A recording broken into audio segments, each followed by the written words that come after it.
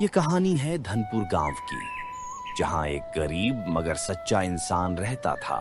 नाम था रामू।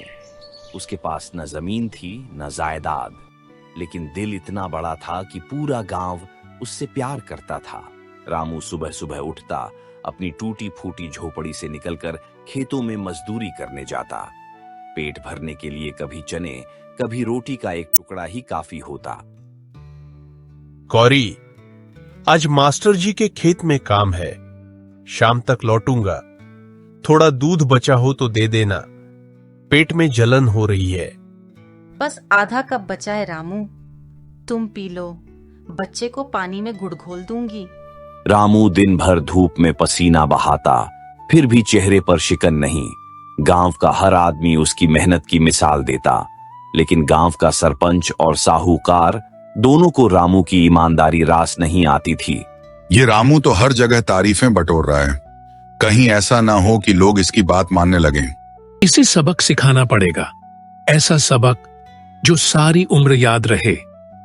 एक दिन गांव के मंदिर से चांदी का मुकुट चोरी हो गया। सरपंच और लाला ने मिलकर साजिश रची और चोरी का आरोप रामू पर लगा दिया। हमने तो रामू को कभी झूठ बोलते नहीं देखा, पर सब कह रहे हैं तो कुछ तो होगा। मैंने कुछ नहीं किया, भगवान कसम। मैं तो मंदिर गया ही नहीं 2 दिन से। सबूत मिल गए हैं, रामू को गांव से बाहर किया जाता है। रामू और उसका परिवार उस रात रोते हुए गांव छोड़ देता है। भूखे प्यासे जंगल में शरण लेते हैं, लेकिन रामू हार नहीं मानता। एक दिन सच सामने आएगा, मैं फिर गांव लौटूंगा, सिर ऊंचा करके। जो मेहनत और सच्चाई से चलता है, भगवान उसका साथ जरूर देता है।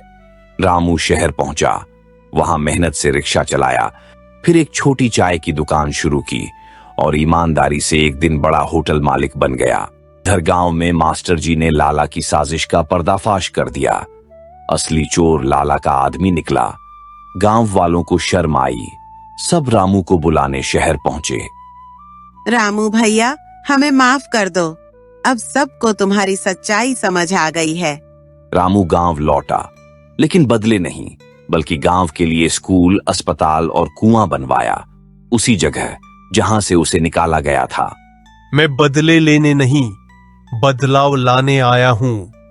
अब कोई बच्चा भूखा ना सोए, कोई गरीब अपमानित ना हो। रामू की सच्चाई ने गांव की सोच बदल दी, और यही इस कहानी की सीख है। सच्चाई चाहे जितनी भी धीमी चले, जीत उसी की होती है। सच की राह कठिन हो सकती है, लेकिन मंजिल जरूर मिलती है।